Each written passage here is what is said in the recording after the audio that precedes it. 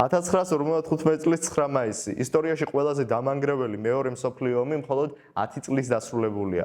ცივი ომი თავისუფალ სამყაროსა და ტოტალიტარულ საბჭოთა კავშირს შორის ძალას იკრებს. საბჭოთა კავშირი ცდილობს საკუთარი გავლენის ქვეშ მთელი გერმანია და ევროპა მოაქციოს. 1959 წელს ბრიტანული, ფრანგული და ამერიკული საოკუპაციო სექტორები გაერთიანდა და დაფუძნდა გერმანიის ფედერაციული რესპუბლიკა, იგივე დასავლეთ გერმანია, რომლის პირველი კანცლერიც კონრად ადენაუერი გახდა. საბჭოთა სექტორში შეიქმნა საბჭოთა კავშირის სატელიტი სახელმწიფო, გერმანიის დემოკრატიული რესპუბლიკა, იგივე აღმოსავლეთ გერმანია, სადაც დამყარდა კომუნისტური, ტოტალიტარული რეჟიმი. აღმოსავლეთ გერმანიაში არ არსებობდა არც სიტყვის თავისუფლება, არც არჩევნები და არც ადამიანის უფლებები. საბჭოთა კავშირის მზარდი აგრესიის შესაკავებლად გერმანიის დემოკრატიული ნაწილის ნატოში გაწევრიანება გადაწყდა, თუმცა მთავარი თავსატეხი ამ პროცესში ეხებოდა ნატოს მეხუთე მუხლის საკითხს, რომელიც ალიანსის ერთ წევრ სახელმწიფოზე თავდასხმას ყველაზე თავდასხმად აფასებს და რომელზეც დღესაც დგას ნატო. ამ დროისთვის დასავლეთ გერმანია და შეერთებული შტატები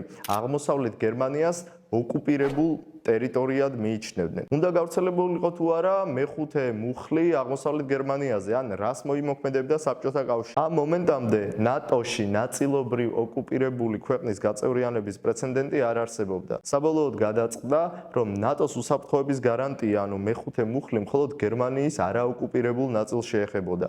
ამავე დროს უსაფრთხოების გარანტიასთან ერთად დასავლეთ გერმანიამ აიღო ვალდებულება შეექმნა ძლიერი შეიარაღებული ძალები, ბუნდესვერი, რომელიც ალიანსის ტერიტორიული თავდაცვის საკვანძო ძალად იქცა.